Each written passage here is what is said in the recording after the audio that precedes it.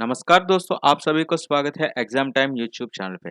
दोस्तों, आज हिंदी व्याकरण में समास और उनके भेदों के बारे में इस वीडियो में जितने भी इम्पोर्टेंट क्वेश्चंस बन सकते हैं उसके बारे में डिस्कस करेंगे और हर क्वेश्चन से रिलेटेड जानकारी भी दूंगा और उसका एक्सप्लेनेशन भी होगा। उससे संबंधित एडिशनल पॉइंट्स भी जोड़ दिए गए हैं।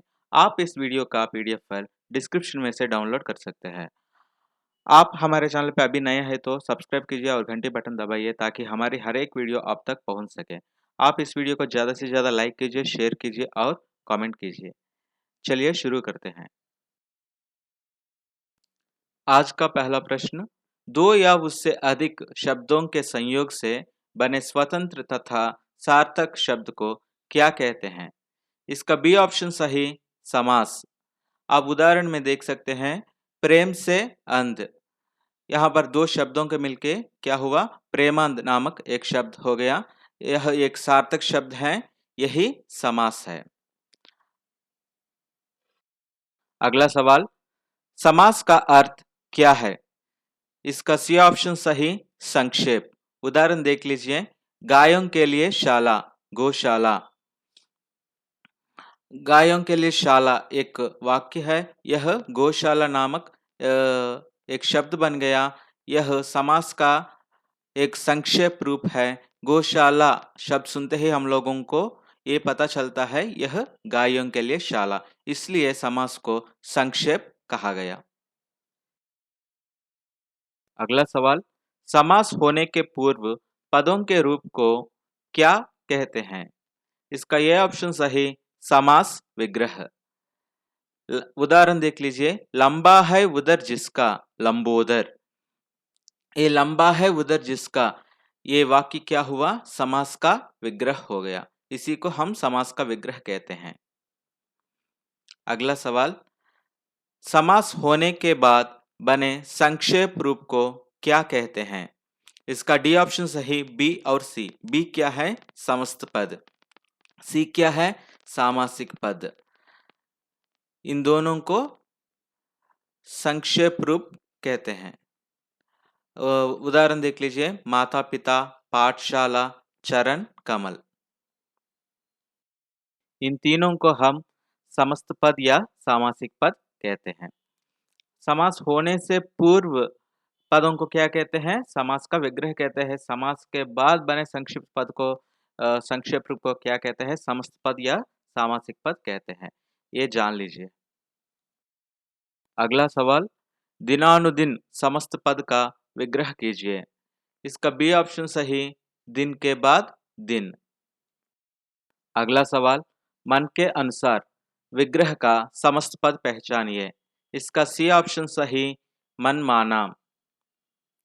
अगला सवाल, साफ साफ समस्त पद का विग्रह कीजिए। इसका अर्थ है बिल्कुल साफ। हम कहते हैं साफ साफ बोलो, इसका अर्थ क्या हुआ, बिल्कुल साफ बोलो। अगला सवाल, सकबर विग्रह का समस्त पद पहचानिए। इसका डी ऑप्शन सही, भरसक। सकबर का समस्त पद क्या हुआ, भरसक। अगला सवाल, सरासर समस्त पद का विग्रह कीजिए।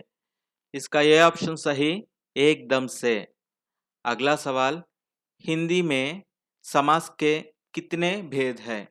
इसका सी ऑप्शन सही, 6 भेद। हिंदी में समास के 6 भेद हैं। मतलब बहुत सारे व्याकरण के किताबों में बहुत भेद बताया है, लेकिन मानक 6 भेद हैं। वे क्या-क्या है देखिए। एक अव्ययी भाव समास, दूसरा तत्पुरुष समास, तीसरा द्वंद्व समास, चौथा बहुव्रीहि समास, पांचवा कर्मधारय समास, छठवा द्विगु समास। ये 6 समास के भेद है। अगला सवाल, किस समास में पहला पद अव्ययी और दूसरा पद गौण होता है, उस समास को क्या कहते हैं? उसे ऑप्शन बी अव्ययी भाव समास कहते हैं। अव्ययी भाव समास में पहला पद प्रधान है और दूसरा पद गौण। उदाहरण देख लीजिए, हर रोज। इसका विग्रह क्या है, हर एक रोज। प्रतिक्षण, इसका विग्रह प्रत्येक क्षण। इसमें आप देख सकते हैं, इसमें पहला पद प्रधान है, दूसरा पद गौण। अगला सवाल, किस समास में पहला पद गौण और दूसरा पद प्रधान होता है? यह देख लीजिए, यह अव्ययी भाव का उल्टा है। इसका डी ऑप्शन सही, तत्पुरुष समास। अव्ययी भाव का उल्टा समास क्या है? तत्पुरुष समास।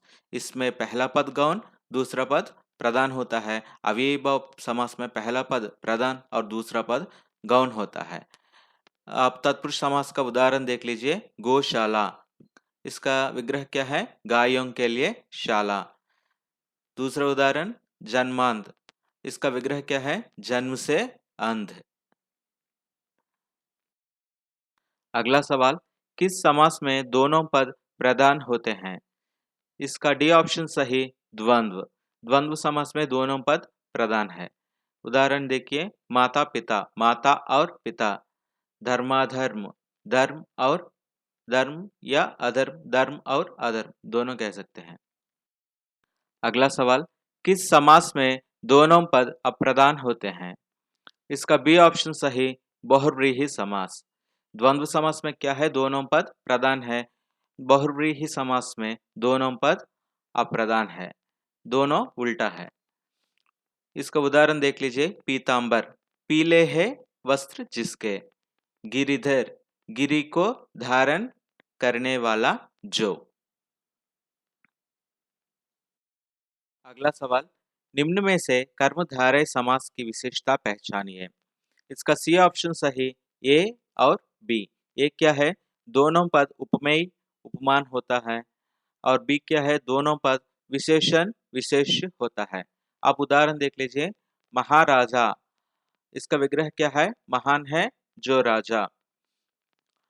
दूसरा उदाहरण चंद्रमुख, चंद्रमा के समान मुख। आप दूसरे उदाहरण में देख सकते हैं, उपमान और उपमेय है। ऐसे पहले उदाहरण में विशेषण और विशेष है। विशेषण क्या है? महान। विशेष क्या है? राजा। अगला सवाल, कर्मधारय समास का और एक नाम क्या है? इसका बी ऑप्शन सही, समानाधिकरण तत्पुरुष। अगला सवाल, किस सामासिक पद में पहला शब्द संख्यावाचक विशेषण होता है? इसका डी ऑप्शन सही, द्विगु समास। उदाहरण देख सकते हैं, पंचवटी। पंच, पांच वटों का समाहार। दोपहर, दो पहरों का समाहार। चौराहा, चार राहों का समाहार। इसमें पहला शब्द संख्यावाचक विशेषण है। अगला सवाल, तत्पुरुष समास के कितने भेद हैं? इसका बी ऑप्शन सही, 6 भेद। वे क्या क्या है?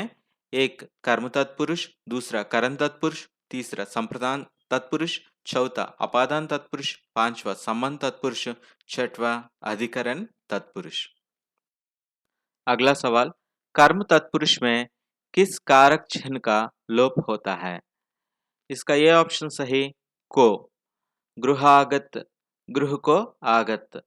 इसमें किस चिन्ह का लोप हुआ है? को। स्वर्ग प्राप्त, इसका संधि विग्रह देखिए, स्वर्ग को प्राप्त। विग्रह संधि में सॉरी समास के विग्रह में किसका लोप हुआ? को का लोप हुआ।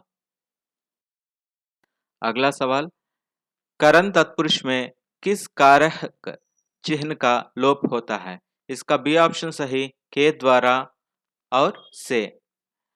उदाहरण देख लीजिए, कष्ट साध्य। इसका विग्रह क्या है? कष्ट से साध्य। तुलसी कृत, तुलसी द्वारा कृत। अगला सवाल, संप्रदान तत्पुरुष में किस कारक चिन्ह का लोप होता है? इसका डी ऑप्शन सही, को के लिए। विद्यालय, विद्या के लिए आलय। कृष्णार्पण, कृष्ण को अर्पण। इन दोनों का लोप होता है। अगला सवाल, अपादान तत्पुरुष में किस कारक चिन्ह का लोप होता है? इसका सी ऑप्शन सही, से। उदाहरण देखिए, धनहीन, धन से हीन। ऋण मुक्त, ऋण से मुक्त। इसमें किस कारक चिन्ह का लोप हुआ? से का लोप हुआ है। अगला सवाल, संबंध तत्पुरुष में किस कारक चिन्ह का लोप होता है? इसका डी ऑप्शन सही, उपर्युक्त सभी। वे क्या क्या है? का, के, की। इन तीनों का लोप किसमें होता है? संबंध तत्पुरुष में। उदाहरण देखिए, राजकुमार, राजा का कुमार, यहाँ पर का लोप हुआ। पराधीन, पर के अधीन, इसमें के का लोप हुआ। देश रक्षा, देश की रक्षा, रक्षा स्त्रीलिंग है इसलिए की। देश की रक्षा में की का लोप हुआ है। अगला सवाल, अधिकरण तत्पुरुष में किस कारक चिन्ह का लोप होता है? इसका ये ऑप्शन सही, में, पर। उदाहरण देखिए, कला प्रवीण, कला में प्रवीण। आप बीती, आप पर भीति। आज इस वीडियो का आखिरी सवाल, द्विगु समास का और एक नाम क्या है? इसका बी ऑप्शन सही, संज्ञा पूर्वक कर्मधारय। संज्ञा पूर्वक कर्मधारय को ही द्विगु समास कहते हैं। अगर आप लोगों को हमारे वीडियो अच्छा लगा और हेल्पफुल लगा है तो लाइक और शेयर जरूर कीजिए। अगर आपके पास कोई स्टडी से रिलेटेड व्हाट्सएप और फेसबुक पेज है तो उनमें आप इस वीडियो को जरूर शेयर कीजिए। धन्यवाद।